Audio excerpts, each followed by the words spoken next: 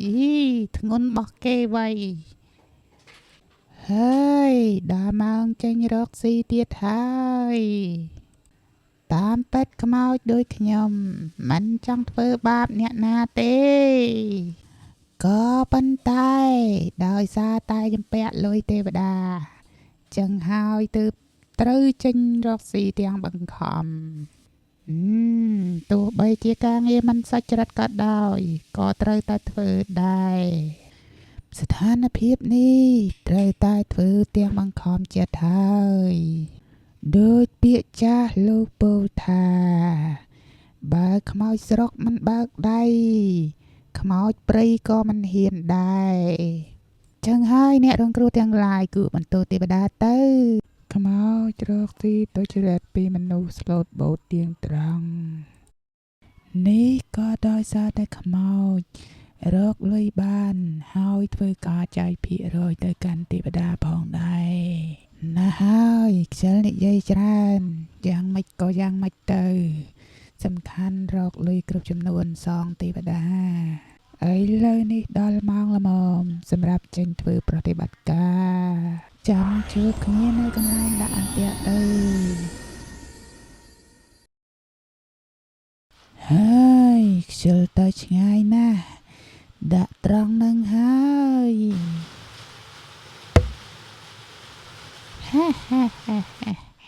តែប៉ុណ្ណេះដឹងតែលុយចូលឆាប់ហើយនៅមិនបានយូរទេរកកន្លែងពួនសិន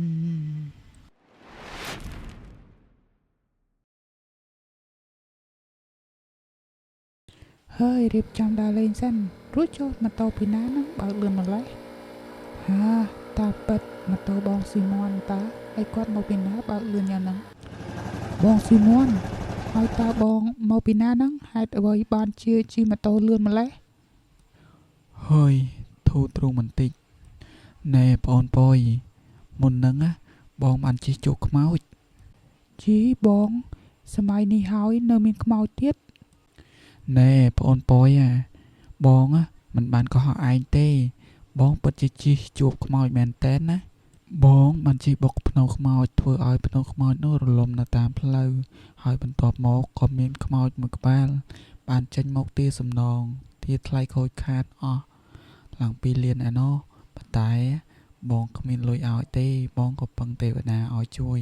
បន្ទាប់មកទេវតាក៏ចេញមកជួយហើយបងទើបជិះរួចខ្លួនមុននឹងបន្តិចឯងបងពូកែនិយាយកុហកមែន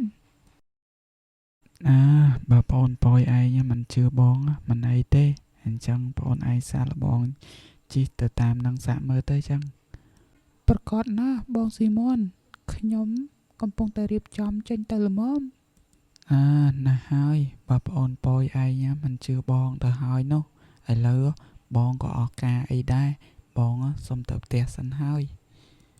បាទបងរួចជប់បងមិនចង់ទៅជាមួយខ្ញុំទៀតទេឬទេបងមិនហ៊ានទៅទៀតទេបងខ្លាចណាស់ព្រោះថាមុននឹងខ្មោចនោះវាតាមលងបងស្ទើរតែជ្រុះសក់ទៅហើយនេះបងទៅសិនហើយចឹង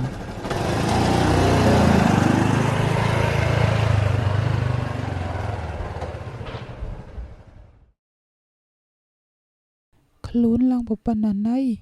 បើជាទៅខ្លាចខ្មោចយីបងស៊ីមន់នេះមកកំឡាចនេះណាកំឡាចខ្ញុំឈ្មោះប៉ោយណាចាំមើលខ្ញុំទៅម្ដងខ្មោចណាមកលងខ្ញុំ